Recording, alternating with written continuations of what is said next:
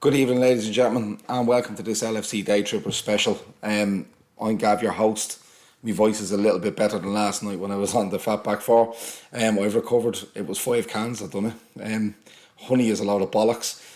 Just drink 5 cans and your voice comes back. Well, nearly.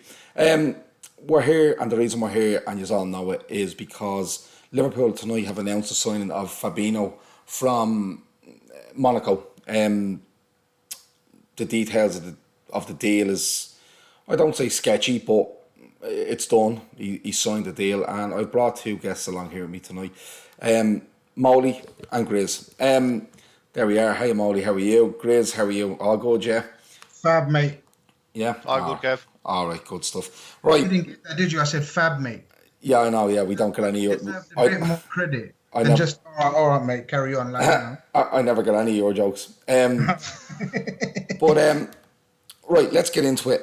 This one's come right out of the blue. Let's be perfectly honest about it.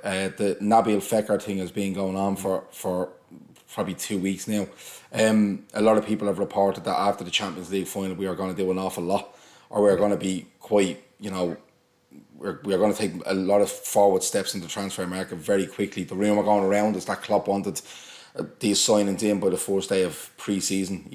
That's the rumour about Klopp every season, but we've signed this player. I'm going to be honest with you, I don't watch a lot of Monaco. I've seen a bit of him in the Champions League. From what I know of this guy, he's played at right back, he plays defensive midfield, but I'll let you two run with this tonight.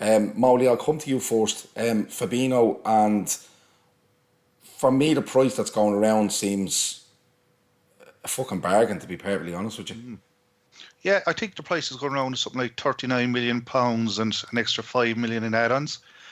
In today's market, that's absolutely nothing. If you look at what other players are going for example, Jorginho, Napoli turned down a bid today from Man City, I think for 50 million. And he would probably be in the same category of a Jorginho class player. So to get him for under 40 million is amazing business. Yeah, it is. It's like when you see money going around nowadays. Like if we look at that guy at he's at Lazio. This guy is a savage, is his last name. And looks like a 100 million player, this guy. Yeah. And then when you see players like Fekir, 60 million, Katie we got a deal on because he didn't get the Champions League, and it's very rare you see a player going for, it's literally 70 million as starting money. So this to me is an insane deal. Grizz, 39 million, as Moley says, 5 million add-ons. If that's true, that's a phenomenal piece of business by Liverpool Football Club. It's another phenomenal piece of business by Liverpool Football Club in the line of sort of Salah, Mane, etc. Our recent purchases have been phenomenal. Okay, the VVD one got a bit complicated, so hence we had to pay slightly extra. But this one is an absolute steal. This guy is to describe him sort of in the current Premier League in terms of a player. I would say, you know how Fernandinho plays for Man City. This guy, I'm proper excited about this guy. No one knew about him. Let's get that out straight away. It came out of totally out of the blue. Just like business used to be done by Liverpool in the good old days. And I tweeted something earlier that if he has half the success, or if he's even remotely as successful as our last undercover swoop, which was Bobby Firmino. Do you remember when that was done, like sort of within overnight, we woke up and Bobby Firmino had signed? Well, then we've got a fantastic player on our hands. And we have actually got a fantastic player. He's just your typical Jurgen Klopp all-round midfielder. I mean, he can go box to box because initially he was an attacking fullback, so he can go box to box. But he's been converted into a DM. I think it was 2 seasons ago in the successful, the brilliant campaign that Monaco had. So this guy is exactly what we're looking for. Combative, bags of energy. He can run all day, and he's got that class on the ball that I was really hoping our new number 6 would have. So I'm chuffed to bits, man. A few people here on Periscope, and I will point you towards Periscope during this because a lot of people have a lot to say. A lot of people are saying, Grizz, you knew all along. I can categorically tell you that Grizz didn't know. And I can categorically tell you that this name has come out of nowhere. Moley, we as I've mentioned earlier, the Fekir stuff took hold about 2 weeks ago. Ousmane Dembele took hold, and that went for a little bit. This one is, when I say left field, it's fucking left of left field, isn't it? Yeah, and what's interesting is all the reports seem to be coming out of France at the moment. There's nothing at all coming out from the UK journals like the likes of Paul Joyce and James Pearce. Okay, they've come out today, but that was after the French report. So between Fekir, Dembele, Fabinho, all have come out of France today. What I found interesting was a tweet that Melissa Reddy sent out earlier on, where basically she was saying that Liverpool are trying to keep their business this summer quiet because of the fact that transfers has been so successful in the past that other clubs are now keeping an eye on what Liverpool are doing. So they don't want other clubs to go in and have these players, so they're keeping these deals on the wraps on purpose.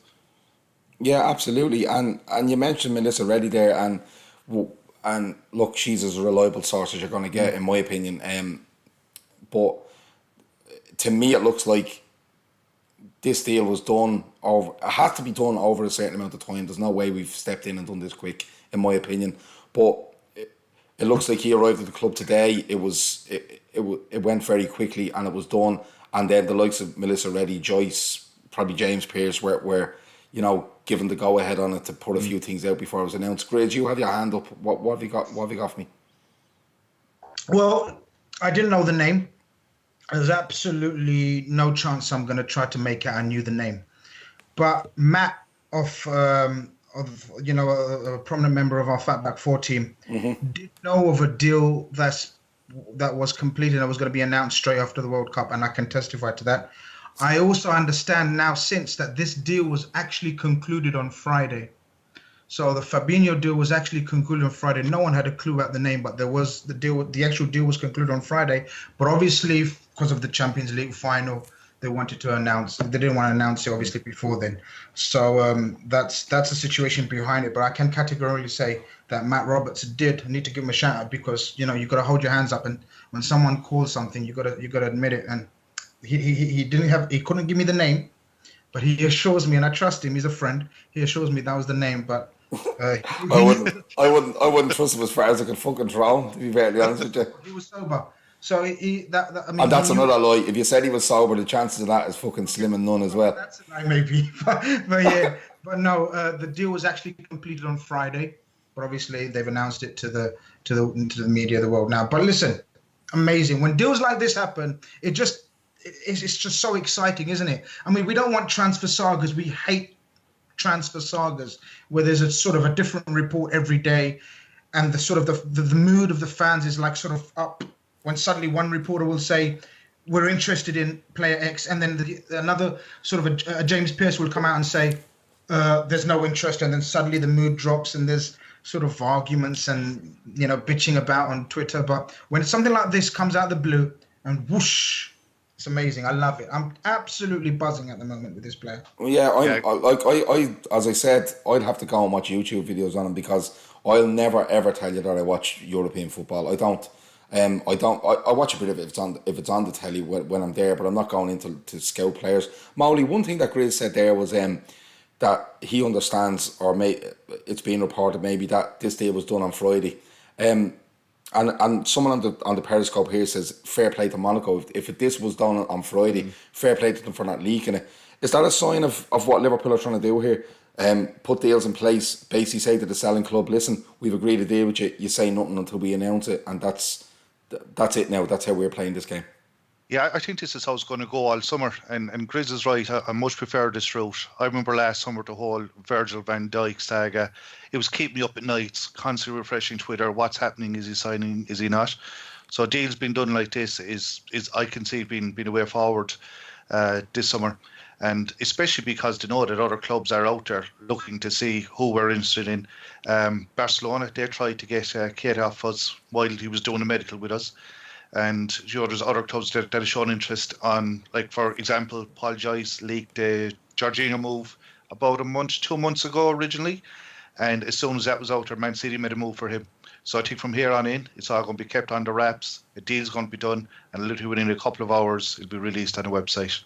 Yeah, and Molly, would you reckon that's all the shortened window, as we would see it, will play a part in that? Because, usually things drag on from, say, late May, June, early June, and it drags right into August the 31st.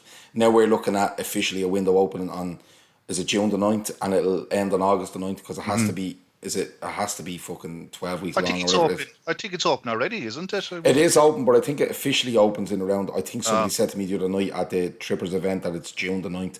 They could have been drunk with me. They could have been just as drunk as I was and as angry as I was, because Grizz went home from that event fucking, I think he was a little bit traumatised at how upset I got. But is this a sign of times now where this is a shortened window, we have to get our deals done, we have, and with the World Cup being in between, it shortens it again. I know it's days are all as long as each other, but it shortens it where if you have a player at a World Cup, he could easily be gone for four of them weeks, if you know what I'm saying. Well, that's exactly the issue. It's not even the fact that the window's closing before the season begins. It's the World Cup is the main issue, and the players are going to be looking for, more than likely, are going to be playing for some of the top teams, whether it's Fekir for France or Alisson for Brazil and so on. And these guys are going to go deep into the World Cup. They're not going to be knocked out in the first round. So they're going to be out for, 3-4 weeks, I believe the World Cup goes on for. So really, they have a very small window of 2 to 3 weeks before the World Cup starts and another couple of weeks before, as soon as it finishes, to get their business done. So they're going to have to get all their summer business done within a period of maybe 4 to 5 weeks. Yeah, absolutely. And Grizz, if the club has to get this, what are we looking at? June the 1st, you go through June, you go through July, you're probably 10, 11, whatever it is, 12 weeks that it's open. As Molly and myself said there, you're condensing that probably into 8, because these players that we're looking at probably will go deep in the World Cup. And if they're going deep in the World Cup, a Brazil side or a German side or a French side aren't going to say, oh yeah, you take our player 2 days before the semi-final and go and sort a contract out. I don't think we're going to be allowed. I'm seeing names coming on the Periscope here, Grizz, and they're talking about this week, who's next. Because does this to you, Grizz, feel like someone's pushed the fucking snowball here and it's only going to get bigger and bigger and bigger? It is. There's no way we're gonna, or Klopp's ideally want to going to let this sort of carry on, as you've discussed, into the sort of World Cup. He doesn't want any sagas. I mean, as I said to you guys off air, I've got some news for you, but I want to tell you. But I do believe that Fekir will be signed by the end of the week as well. Is that your news? Yeah. So, okay. And also, so I think it's going to be a mad. When does the World Cup start? We've got 2 weeks. Middle of June. I think it's June 14th. It's usually around that time. Yeah. I'm expecting 75% of our work to be done before then, ideally. I mean, it's not always ideal. Clubs won't always be as accommodating as Monaco have been, sort of in terms of quick resolution, keep it quiet. We've tried to do something similar with Fekir and Leon, but we know their chairman's a bit of a gobby so-and-so, and he just likes talking. He just loves talking, like me, actually. He just loves talking and just gives too much away. So we've actually tried to do a similar deal with Leon and Fekir in terms of, look, how much you want for him? This is the asking price. We've agreed that the player's happy to come, but he's a snake. He's trying to get us involved in an auction, but it's not going to happen. Fekir wants us. I do firmly believe that it's going to happen sort of before the end of the week, and it's on to the next targets we go, and which. I think we'll be excited about. You'll definitely be excited about our number one goalkeeping target, which I've said to you for months and months now.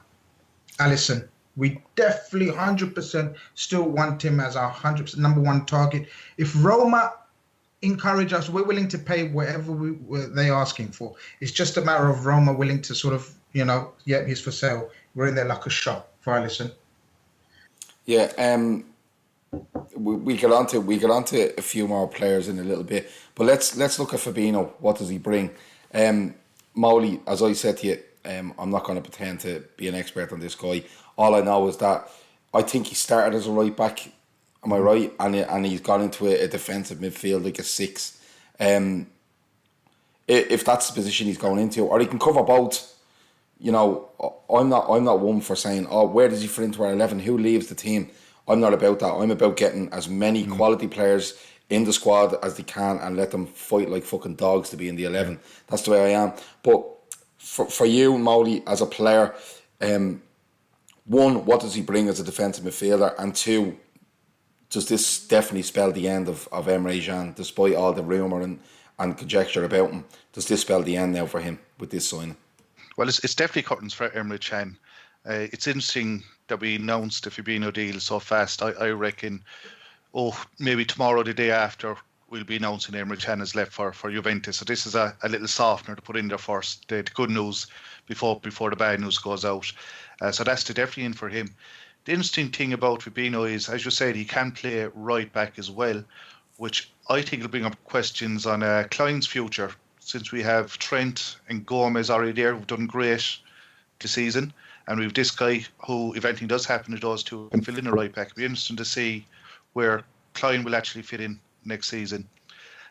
He will obviously be predominantly a defensive midfielder, switching in and out with Henderson in the team. I haven't seen a whole lot of Monaco, but what I have found interesting is last season when they were willing to sell Mbappe, they were willing to sell Lemar. They obviously sold Silva to Man City and Mendy and Bakayoko and all these players they were selling. The one player they said they would not sell 100% was Fabinho. So that tells me enough about what type of player that he is if Monaco weren't willing to sell him last year.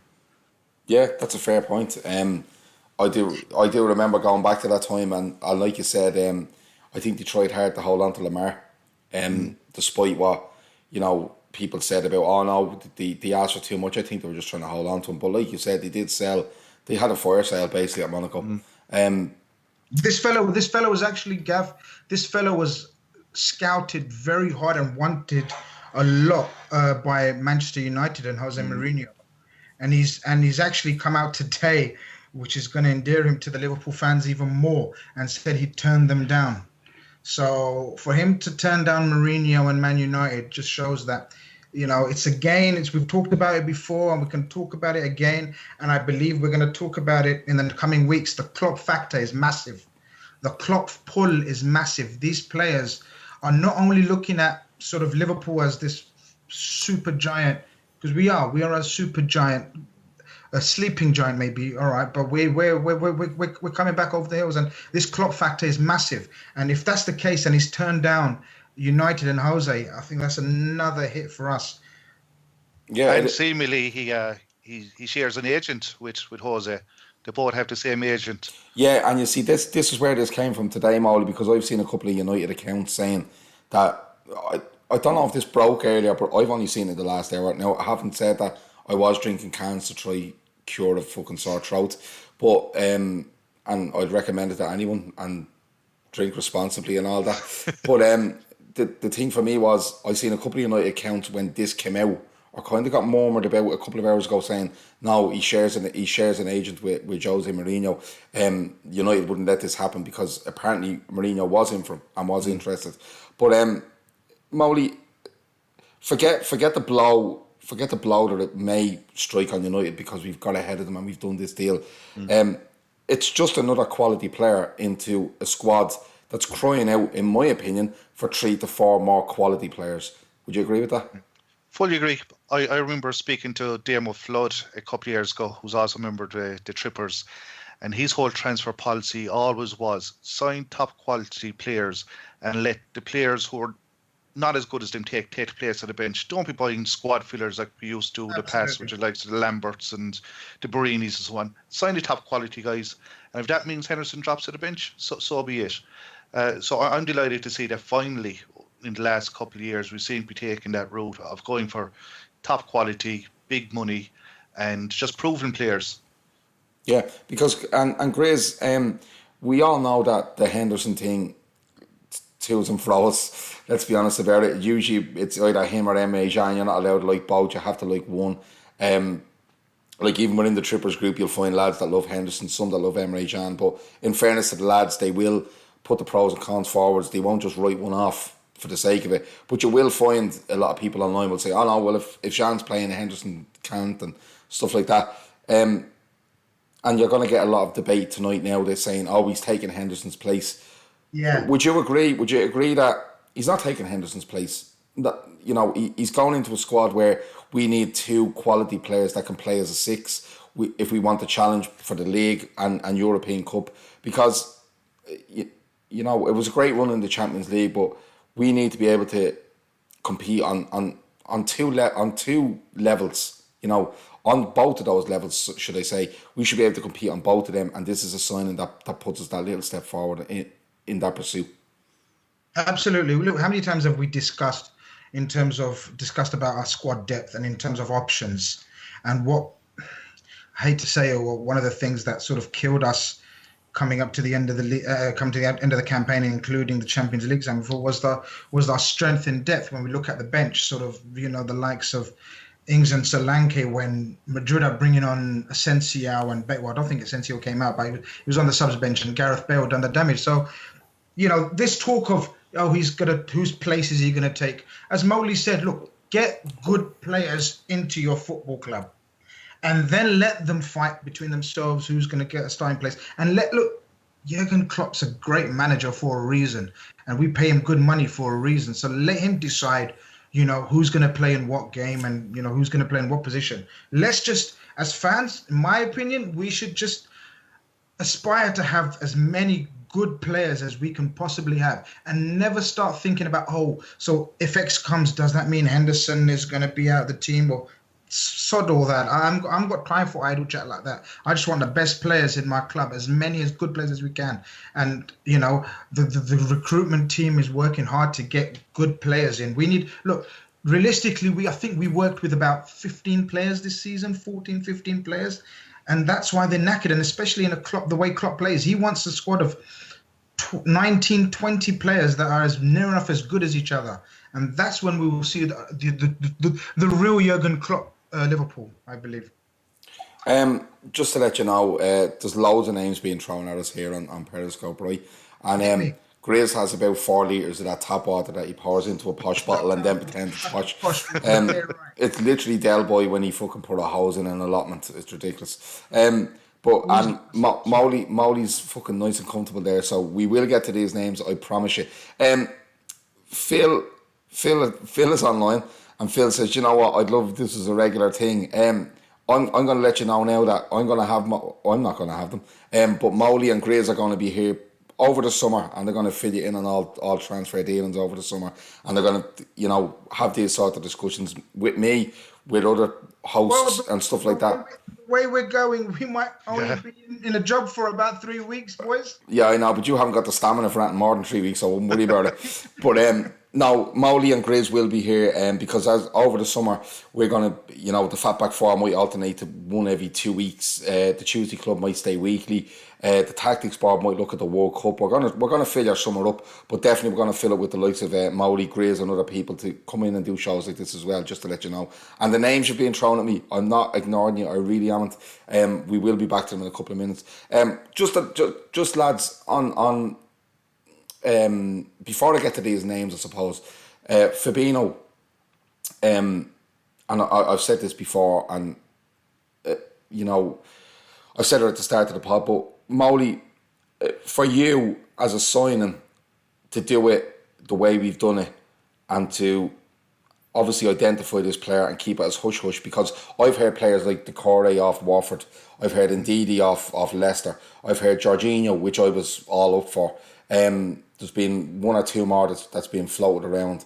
But to do this in this sort of manner, it's something for me, just reacting to it over the last hour or so, that I kind of go, you know what, this fucker has a plan.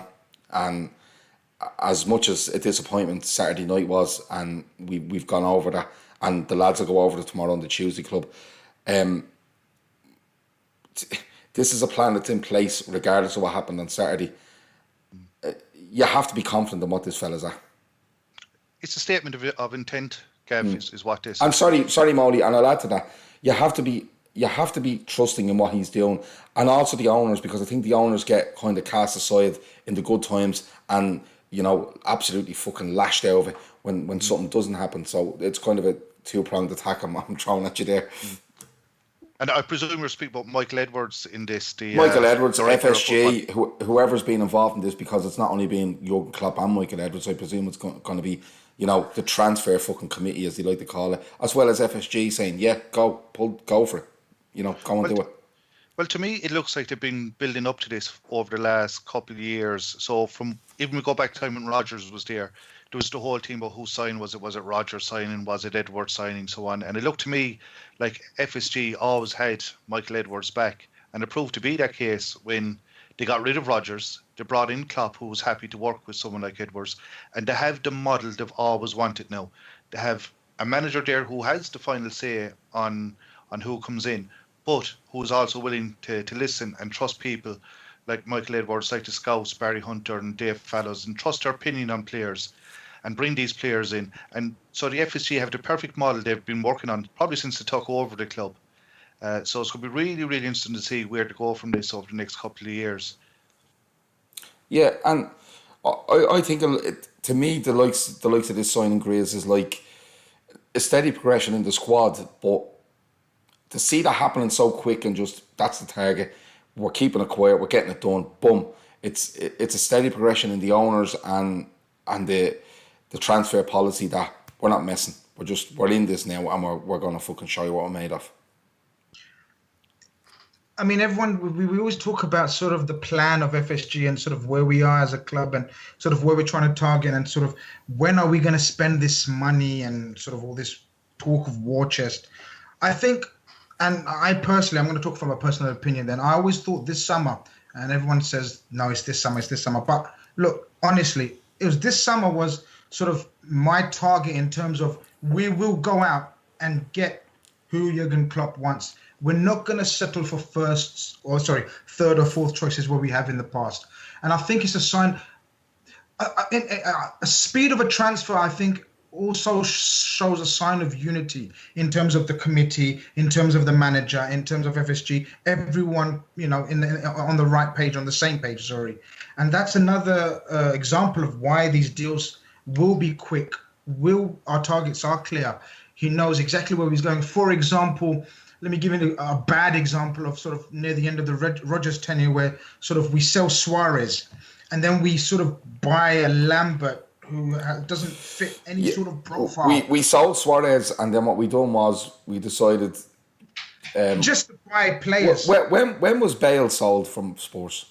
That I think it was a season before, wasn't it? For like, and they've done something similar. So where they is Bale at Real Madrid 5 years now?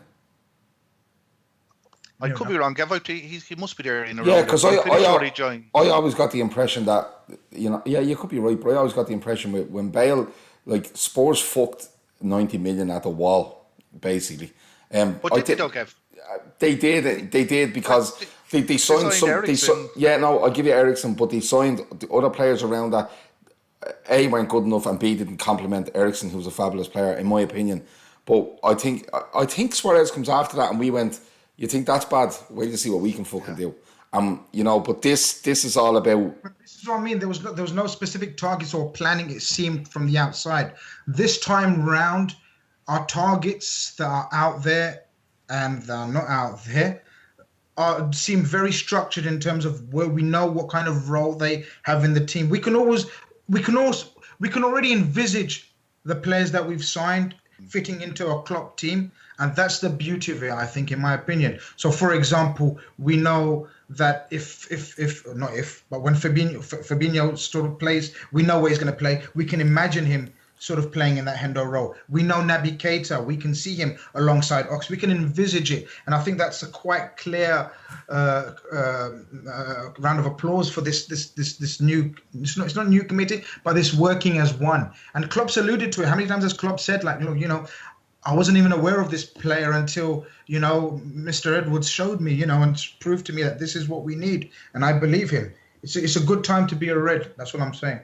And what's also interesting is the character of player they're going with. As Jurgen Klopp came out today and said, look, Fabinho is a great player and he can play a 6, a 2, an 8. But he said personality-wise, he said he's also great for the dressing room. He comes from a good family, He likes kind of getting involved with the team, and so we seem to be trying to bring in these players who also got a really good personality and who's big in teamwork. I look at guys like Oxlade-Chamberlain, who I think has been not only fantastic signing on the pitch, but off the pitch he's been unbelievable as well. So it's really interesting that we're kind of targeting these team players who get the ethics of the club and who are certainly behind Klopp's vision for the club. Yeah, and you know something, it's the biggest thing I noticed in the build up to the Champions League final. Usually you'll see promo videos of players and what they do, and you might see them going out and doing some charity work, or they're meeting whatever kind of sponsors or partners or whatever like that. But the big thing for me leading up to the Champions League was the videos of just the players with the players, and there was I loved the Lovren and Salah video. I thought it was fucking brilliant because they're aware that the camera is there, but at times that kind of mask slips and you see the little intricacies of the relationship, I suppose. Lads, I'm gonna have to we're about half an hour in, so I'm gonna have to get into these names that people are going on, right? And you can give your view on it. I'm not saying it's a dead cert. I'm not asking you to nail your colours to any mast. I just want your personal opinion on it. But let's go, right? So let's have we might as well go with Nabil Fekir. You see the way I've done that, Grizz. But Nabil Fekir, Molly, I'll let you go first. What's your feeling on this one? My feeling is similar to Grizz, that this will be done this week. Matt Critchley, I don't know if you know who he is, we used to work for LFC TV Go. That's right. Tweeted out today that he expects another player to sign this week. I would think it's probably going to be Fekir. The mayor have come out and already said that discussions are most certainly underway with Leon. He came off tonight, about 30 minutes ago against Ireland. Did you see that goal actually he scored tonight? No, I can't watch Ireland. You didn't see the Colin Doyle where you pulled the Carriers? No. Oh, you have to watch it back. It's an incredible goal. Okay. Carriers would be very much pleased with it. So yeah, I think it'll be Fekir will be done by this week, and I'm going to go with Friday. Okay, Grizz, any advance on Friday? No, I'm predicting the day and all that is all just what it's like is bollocks. But Fekir will be done. Are you saying Molly's talking bollocks? He's talking bollocks, yeah. Huh? No. I'm saying prediction. All right, if you want me to prediction, then Friday. But what I'm saying is like. So you're about talking bollocks then. No, we're not, because we're both saying that Fekir is next and it will be done. That's the main thing. So Fekir is Fekir is done. Done. I love the way you try to do that in a north side Dublin accent. Okay, let's move on. A lot of people are just shouting at me the last couple of minutes. Ousmane Dembele. For me, if you sign Fekir and you sign Dembele, you're as Grizz said to me earlier, and he put it right to me when he texted me earlier. He said, I think it was Grizz, and he said you're a different animal. It might have been you. It might have been someone else. I thought it was you. But you are an absolute fucking different animal if you're putting Fekir and you're putting Dembele in. Moley, Dembele, what do you reckon on this one?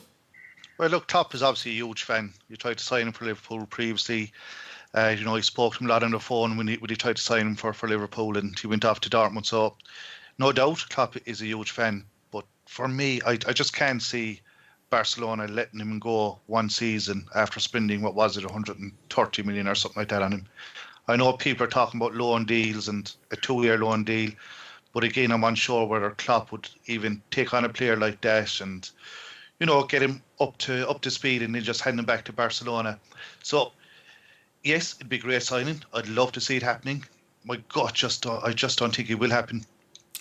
For me, the only way this happens is, one, Barcelona try shed the money they owe for Coutinho and make some sort of deal out with that, and killing two birds with one stone. While doing that, they cleared the way for Griezmann. Because I think if Barcelona now were to choose Griezmann or Dembele, they'll choose Griezmann every day of the week and twice on Sundays. And he fits them. Dembele fits them, but I think the intelligence that Griezmann has in his game, I think suits them even more, because that's what they are. They're not mad pace. They're all about intelligence, movement, interaction, interplay between them. And I think he's a perfect fit. I'm hoping against hope that we do get Dembele, because when I look at Salah coming off on Saturday night was a prime example of this. If you have an Ousmane Dembele to come on and go, oh yeah, he's gone off, but here I am now, and I'm going to prove it to you. And again, when you have players of that quality in a 5 of them, for argument's sake, fighting for a front three, if one goes off injured or one's having an off day, the next lad comes in, and what does he want? He wants to show what he can do, and he wants to be in the team for the following week. I'm hoping against hope it does happen. But I will caveat that by saying only if it's a loan with an option, a Liverpool option to buy. Grizz, what's your feeling on this one?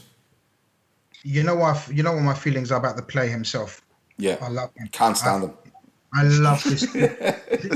This kid is electric. This kid will light up Anfield if we manage to strike a deal. Look, from what I understand, from what I know, I've tweeted it out as well last week that we made an initial offer for him that wasn't rebuffed.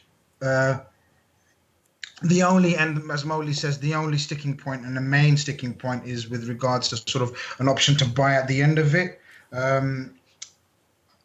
Talks are going well, man. I'm telling you, talks are going well. I'm not ruling this one out at all. The last I heard, the talks are going very well. I'm telling you, if this kid signs, if Griezmann, I mean, obviously there has to be a sort of a domino effect here, where sort of a sequence of events have to all fall into place. But I'm confident about Dembele as well, signing for Liverpool as well. Okay, I'm just going to touch on one here now, and I'm just trying to go as I see them, and it's Pulisic and Steve Borton 36. I'm going to pick his comment out because I agree with it, and the reason I agree with it is because he's saying Pulisic should be a main target. One, because of his talent, his age, what Klopp has seen in him before, what Klopp could do with him. But on top of that, he's American. With American owners at Liverpool club, they could see that as a massive, massive market employ. Does the chances of Pulisic signing for Liverpool reduce if for argument's sake, they get Fekir? Now, Fekir, to me, I don't know where the fuck he plays, but lads are telling me he probably plays in a 10 and possibly an 8, but they wouldn't play him up front in these front three. But if they sign Fekir and Dembele, does the chance of Pulisic drastically reduce? Well, if they sign Dembele, there's no chance that Pulisic will come. If they sign Fekir, Pulisic will still come, because Fekir can play at 8, he can play at 10 if they're going to diamond. I believe he played on the right-hand side tonight for France against Ireland, so he can definitely play in a front three as well. Pulisic is an interesting one, because as you said, he's American. Klopp has worked with him before. He obviously likes him. The only thing I would say is I believe Spurs made a move for him in the last couple of days, and it looks like Liverpool didn't budge, which I found interesting, because the last time someone bid for him was Stoke City, and as soon as Stoke City made a bid, it was a couple of seasons ago, Liverpool put in a bid straight away. And the fact that Spurs are now making a move and we're not suggests to me that we have our eyes elsewhere. Yeah, we could have our eyes elsewhere, or to counteract that, we could be saying, no, we know where that deal stands, and he could have told us, no, that's where he wants to go. I think, Dembele for me is a fantastic player. Pulisic is a fantastic player. I think it's one or the other. I genuinely do. I don't know what way it'll go, but I think it might be one or the other. Because of the age profile, the price. Which one? Pulisic and Dembele, one or the other? Yeah, I think. Yeah, 100%. 100%. Yeah. Do you not think guys like Wilfried Zaha and Leon Bailey will come into that conversation? They could do, because they could. Look, I'm not going to try to predict anything, because we've signed some fella tonight, and I don't even know who the fuck he was. You know what I mean? So I'm not gonna pretend that I know anything. But for me, I was talking to the lads earlier, and we were getting into the conversation about our midfield and how our midfield functions, and the reason it functions is because of what our front three does. And when you take something out of our front three, the functionality of our midfield deteriorates, right? Because they're so set up for what these three lads do. My argument to it was, well, I'll tell you what to do: go top heavy and sign another fucking three up front. And if any of them boys turn out that they can't play, you put one of these three in, and these lads in midfield, although they're not the most creative footballers in the world, they function and they function in a team that are very successful because you have that firepower and you're always with that firepower. So you never know what way it's going to go. Pulisic, from a marketing point of view, is makes a fucking shitload of sense. I'm going to do one more, and it's goalkeeper, and it's probably a bit crass to talk about goalkeepers at this stage because of what happened on Saturday night. But I'll give my opinion now. I genuinely, hand on heart, I feel sorry personally for Loris Karius, but at the same time, I don't think he comes back from what happened on Saturday night because he's going to have that around his neck for an awful long time, and it's going to be magnified as a Liverpool player. He'll have it around his neck as a playing for Borussia Mönchengladbach or anyone like that. But as a Liverpool player, it's going to hang on him, and it's going to hang until he does something wrong, and then they're going to come down on him like a ton of bricks. So let's go goalkeepers. Alisson, Butland, Oblak. Moley, I'll let you go first. There's three that's being mentioned. For the record, Phil was talking to me earlier, and he's like, Keylor Navas, just sign fucking Keylor Navas.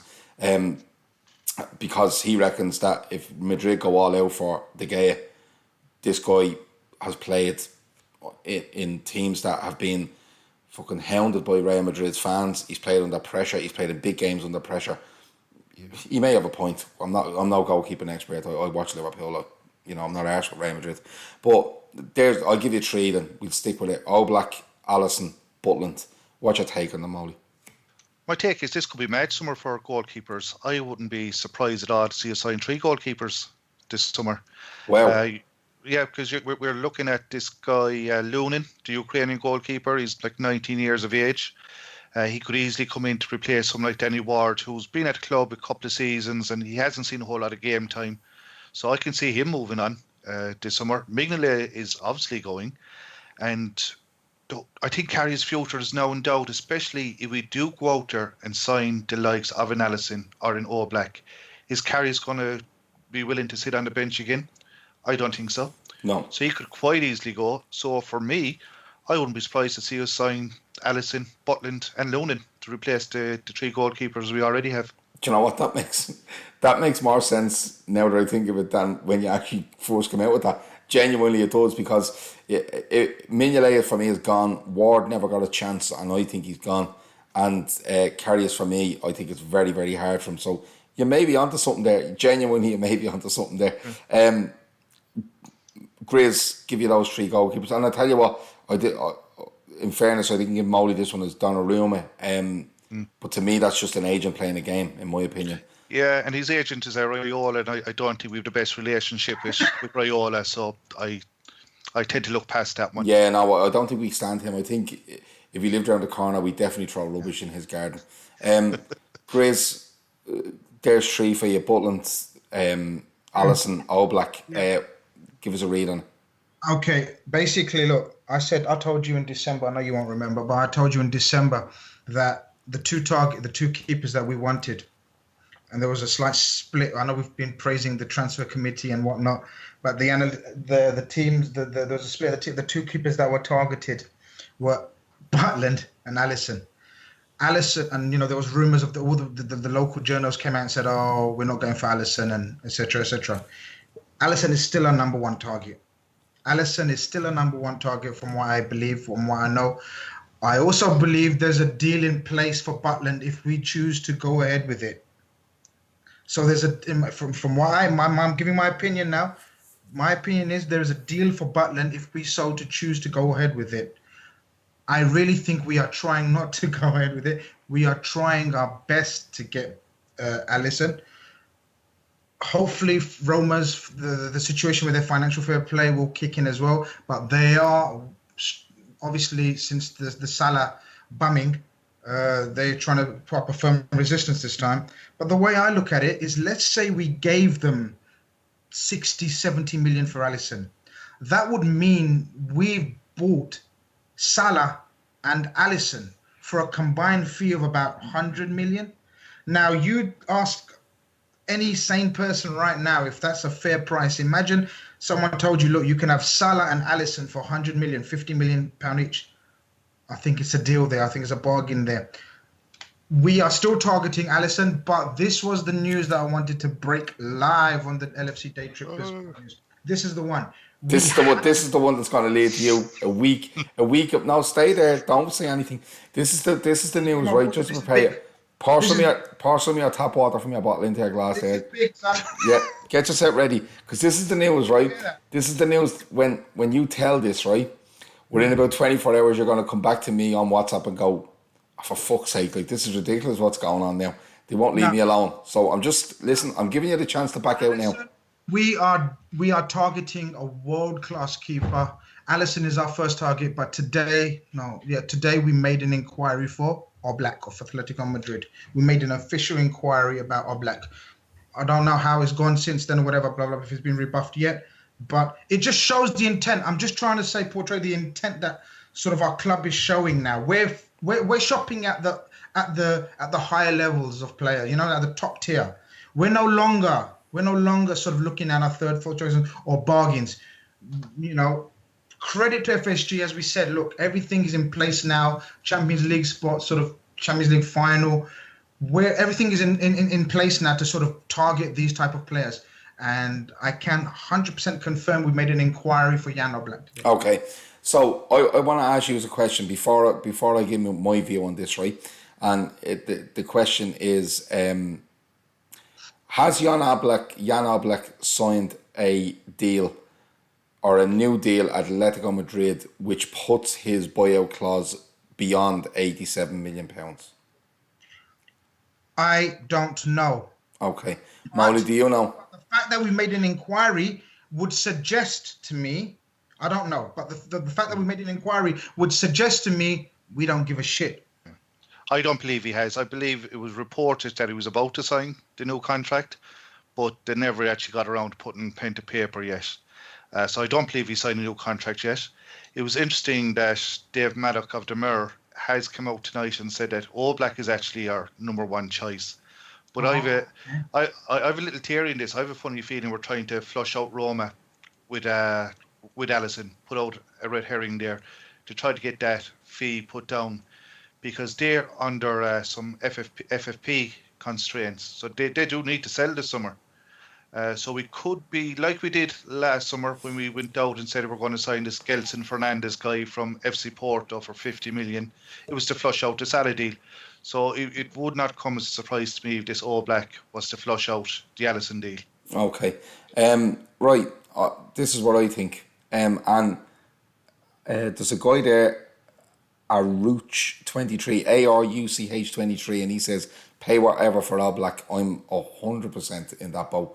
And I'll tell you why. Jack Butland, to me, 3 to 4 years ago, was an outstanding talent as a goalkeeper.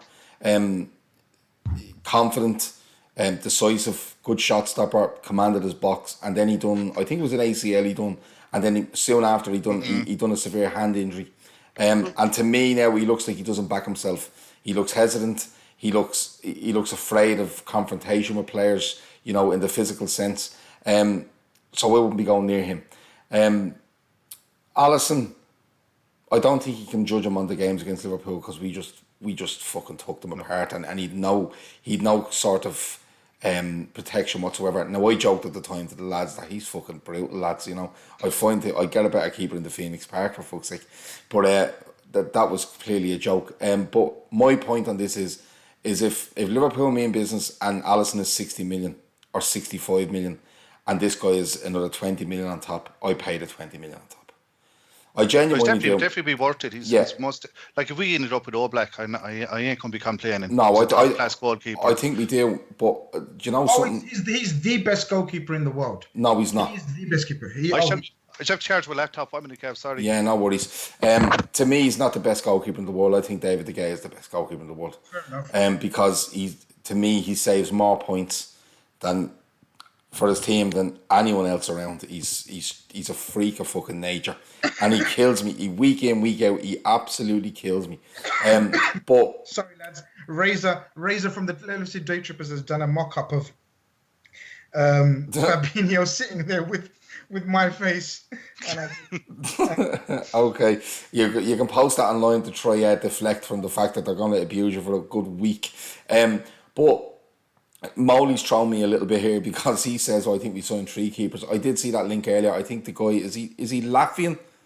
No, he's Ukrainian. Ukrainian, sorry, you're right, yeah. He's only 19, but he's played for Ukraine a couple of times already. He's a number one at, I can't pronounce the club, Zora or something like that. He's a number one goalkeeper with them. He's played in the Europa League, and their president has come out and said that the talks have started already. We actually met his representatives on Friday. That's right, yeah, in London or something. So I'd expect that one to happen. And I don't think he's going to come into play, even though he's only 19. I can't see him coming into play with the under 23s. I think he's coming in as cover, whether that is going to be a number 2 or as the number 3. Yeah. To me, now, look, I'm not saying that Karius doesn't perform some sort of mental fucking turnaround over the summer, but I think it's very hard to ask a guy to go back out and, under the... Like, Liverpool goalkeepers are under a sort of spotlight that I don't think other clubs' keepers are. I genuinely believe that. Because ever since, probably Pepe Reina left the club, it's just been one fucking problem after another. He's Belgian is the main fucking one. And the fans won't give him a chance, Gav, to be completely honest with you. Like, we've seen it previously with Mignolet, who's made a couple of errors, and really the fans have just waited for him to make another error, and he's been thrown underneath the bus. And if the very same thing will happen with Karius. So, personally speaking, I think best for his own career if he did decide to look at a new club in the summer. Yeah, and to be honest with you, I just kept thinking, could you imagine Mignolet done that on Saturday night? It'd be World War III. You wouldn't have to worry about North Korea. The fucking it'd be a Liverpool fan you want to worry about. But I just think it's very difficult for him. Now, don't get me wrong. If the chap turns around, comes back, and he's fucking top form, fair play to him. But I just look at a player like that, and I just think, you know what, you've some going to get back here because. And not only that, as much as players have come out over the weekend and said, we back Karius and stuff like that, and we're a team and this, there's no way that back four aren't thinking, is he going to do this again? And that's where confidence leaks and seeps out players. Not only the goalkeeper himself, he's on edge, but then you have a back four that looked very, very solid, and all of a sudden it takes a calamity like that to go, oh, for fuck's sake. Can we trust this guy? But look, I wish Karius all the best, and I'd be happy for us to save 80 million and have a player like that in the squad and spend it somewhere else where we can make our team even better. But I think a goalkeeper's definitely on the radar. At SV201 said, how long before LFC fans threaten to kill Fabinho? I don't know, if he fucking sticks one in his own net and in the derby, you never know. But no, I think he's just joking with that question, or he's probably a United fan, and I'm just, I'm probably just humouring him for the crack. But lads, I'm going to leave it there. It's been a great pod. It's nearly an hour. But no, it's been excellent. Moley, thanks a million for joining us. Grizz, thanks a million as always. I've been your host, Gav. These two boys will be back. Probably not with me every time, but probably with me every time. I don't know. We're going to do this throughout the summer. When anything breaks, we'll try to get on. If anything is kind of milling around, we'll definitely try to get on and have a little chat about it. But look, these lads give, what they may have heard, what they may think might happen, personal views. Leave them alone on fucking Twitter or I don't know, I'll get me mad at you or something, I don't know. All right? Busy week ahead. Busy week ahead. But listen, lads, that's been it. Thanks a million for joining us on this special for as Liverpool sign Fabinho from AS Monaco for rumoured 39 million plus add-ons. But a great sign, a great start to the window. And not the full show, or is the full show, won't be the last show. And thanks for joining us. See you again.